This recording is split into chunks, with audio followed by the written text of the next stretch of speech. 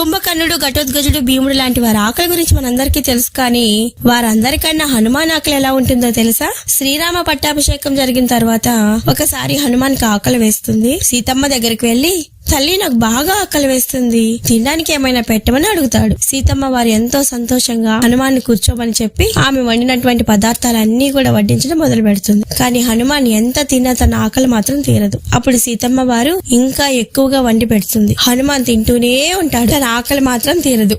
చివరికి వేల మందికి వండినటువంటి ఆహార పదార్థాలన్నీ కూడా ఖాళీ అయిపోతాయి. సీతమ్మ వారు అన్ని ఖాళీ అయిపోయాయి, ఇప్పుడు హనుమాన్ ఆకలి తీర్చడం ఎలా అని పరుగు పరుగున శ్రీరాముని వద్దకు వెళ్లి జరిగిందంతా చెబుతుంది. రాముడు చిన్నగా నవ్వి, సీత, హనుమాన్ ఎవరనుకున్నావు? సాక్షాత్తు పరమశివుడు హనుమంతుడి రూపంలో అవతరించాడు. నీవు హనుమంతుడికి వడ్డించే ఆహార పదార్థాల్లో తులసి ఆకులను కలపాలని సీతమ్మ వారికి సలహా ఇచ్చాడు. వెంటనే సీతమ్మ వారు తులసి ఆకులను కలిపినటువంటి ఆహార పదార్థాలను హనుమాన్ కి వడ్డించగా అవి తిన్న హనుమానికి ఆకలి ఇట్టే తీరిపోతుంది. వారు ఇంకా వడ్డించమంటావా అంటే హనుమంతుడు, వద్దు వద్దమ్మా, నాకు ఆకలి తీరిపోయింది అని అన్నాడు. సీతమ్మ నవ్వి ఊరుకుంటుంది. హనుమంతుడి యొక్క సంపూర్ణ అనుగ్రహం కోసం జై శ్రీరామ్ అని కామెంట్ చేసి ఇలాంటి మరెన్నో డివోషనల్ అప్డేట్స్ కోసం మన ఛానల్ సబ్స్క్రైబ్ చేసుకోండి, లైక్ చేయండి.